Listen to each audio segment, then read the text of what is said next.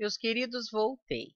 Meu vídeo acabou e eu nem tinha visto. Eu continuei falando, explicando e não estava gravando. Tem problema, a gente começa aqui, recomeça, né? Então vamos lá.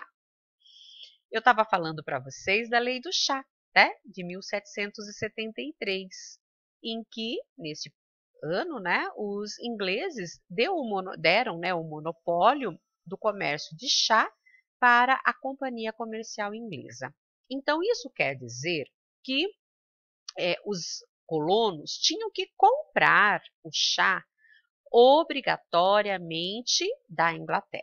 Eles não poderiam comprar chá de nenhum outro local, mesmo que fosse mais barato, não poderiam comprar. Eles eram obrigados a comprar o chá somente da Inglaterra. Aí, antes de falar das leis intoleráveis, eu quero mostrar uma imagem para vocês aqui. Espera lá.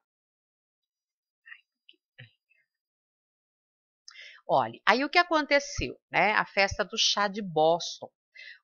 Os colonos ficaram tão revoltados com essa situação, que eles se disfarçaram de índios, entraram no navio inglês lotadinho de chá e jogaram todas as caixas de chá no mar. Eles achavam que vestidos de índios, né, disfarçados de índios, eles não seriam reconhecidos. E fizeram essa festa de chá no mar. Foi chamado o dia de Festa do Chá de Boston. Pode ver que os outros aqui estão até comemorando. Ei, jogou tudo no mar. Pois é. Só que essa história não ficou assim. Aí vieram punições mais severas, que foram chamadas de leis intoleráveis. Isso foi em 1774. Obrigação de sustentar os soldados ingleses, então os colonos teriam que pagar o sustento dos soldados ingleses, sofreriam com o fechamento do porto de Boston, não teria mais nenhuma movimentação ali de comércio, e o tribunal inglês, né, foi fechado para julgar tribunal inglês para julgar os atos rebeldes, né? Então o tribunal que iria julgar os ingleses pela atitude deles, que seria um tribunal inglês. Então isso foi chamado de leis intoleráveis. Eles se sentiram muito revoltados com tudo que estava acontecendo, com as pressões inglesas, né? E aí representantes das 13 colônias, em 1774, no ano das leis intoleráveis, eles se reuniram no primeiro Congresso Continental e exigiram o fim das leis intoleráveis. Tá? Eles se reuniram e decidiram que aquelas leis não podiam mais continuar ali nas colônias, né? Eles não queriam mais. Isso resolveu? Não, isso não resolveu. E aí eles se reuniram no segundo Congresso Continental e aprovaram a Declaração de Independência elaborada por Thomas Jefferson. O ano foi quando isso aconteceu, né?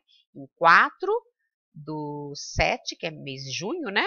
De 1776, dia da independência dos Estados Unidos. Então, esse dia ficou marcado porque foi o dia em que se aprovou a Constituição, a Declaração, né, de Independência, não Constituição, desculpe, falei errado. A Declaração de Independência dos Estados Unidos. Bom, aí estourou uma guerra, né? A Guerra de Independência, ela durou 5 anos. Foram 5 anos de guerra.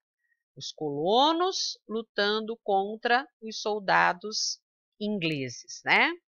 E em 1783, a Inglaterra reconheceu a independência, né, das 13 colônias inglesas. E aí foi aprovada a Constituição dos Estados Unidos. E ela estabelecia um governo, como seria o governo? Um regime republicano. O voto seria censitário. O que é um voto censitário? Só pode votar quem tem uma renda pré-estabelecida pela lei. Se a lei se a pessoa não tiver o que a lei está determinando, ela não pode votar. Eleições seriam indiretas. Então, não é como é no Brasil, que a gente vota diretamente no nosso candidato. Lá seria escolhido um grupo de pessoas que votariam, um colégio eleitoral, que votaria no candidato para ser o presidente. Então, isso seria uma república com voto indireto.